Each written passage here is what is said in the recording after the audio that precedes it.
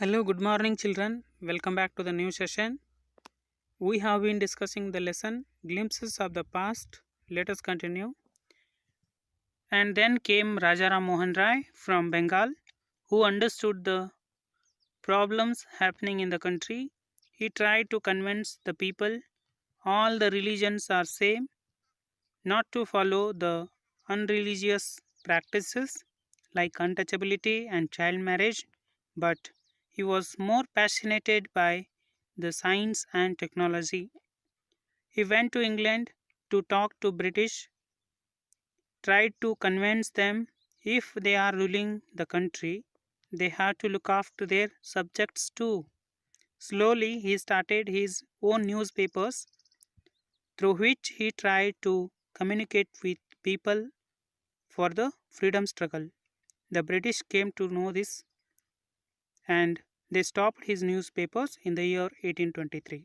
Fifth one is oppression. Oppression means control in a cruel manner. But the British continued to oppress Indians. British started to exploit Indians. They treated Indians in a bad manner without guilt. In 1818, they had passed Regulation 3rd. They passed a bill that is Regulation 3rd. Under it, an Indian could be jailed without trial in a court. Without case in a court, any Indian could be jailed.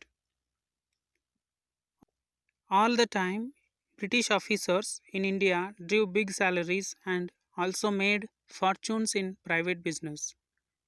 All the time, British officers received high salaries and they lived in a high luxuries. They used Indian money to fulfill their desires. By 1829, Britain was exporting British goods worth 7 crore rupees to India. All the goods were imported from England. There would be no work for Indian workers, Indian laborers. Governor General Bentinck reported back home. He returned to his country.